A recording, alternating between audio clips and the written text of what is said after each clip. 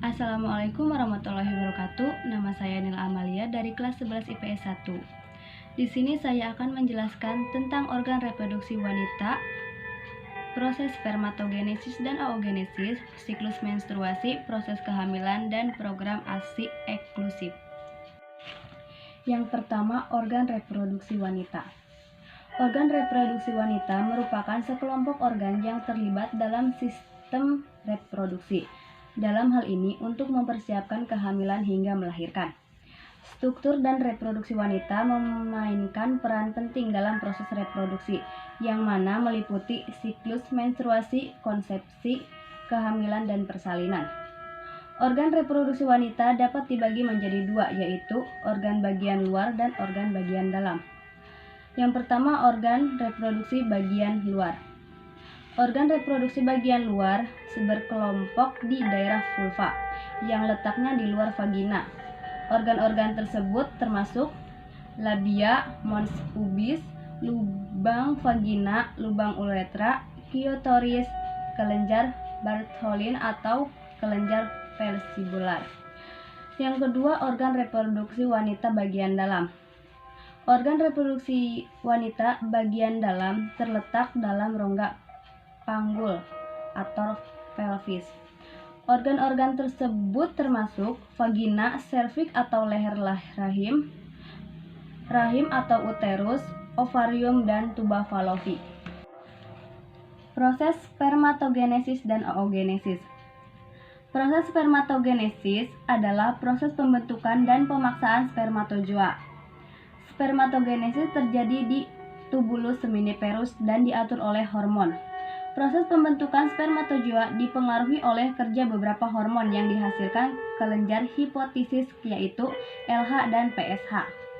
Tahap pembentukan spermatozoa dibagi menjadi 3 tahap, yaitu tahap spermatogenesis, tahap meiosis, dan tahap spermiogenesis.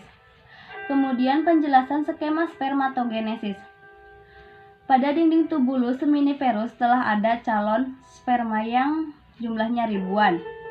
Setiap spermatogenia melakukan pembelahan mitosis, kemudian membentuk spermatosit primer. Kemudian melakukan pembelahan meiosis pertama, membentuk 2 spermatosit sekunder. Kemudian melakukan pembelahan meiosis kedua, menghasilkan 2 spermatid yang bersifat haploid dan berkembang menjadi sperma matang. Sperma yang matang akan menuju epididymis, kemudian ke vas deferens, fascicula, seminidalis, uretra, dan berakhir dengan ejakulasi. Struktur sperma matang terdiri dari kepala, leher, badan, dan ekor. Kemudian proses oogenesis. Proses oogenesis adalah proses pembentukan ovum atau sel telur yang terjadi pada tubuh wanita. Tujuan utamanya ialah membentuk ovum dalam proses pembuahan atau reproduksi. Proses ini berlangsung di organ reproduksi wanita, yaitu ovarium, dengan fungsi utamanya menghasilkan sel telur atau ovum. Oogenesis terjadi pada spesies dengan reproduksi seksual dan keseluruhan tahap belum matang sel telur. Untuk matang sel telur melewati 5 tahap, yakni oogenium, oosit primer, oosit sekunder, ootit, dan ovum. Proses oogenesis.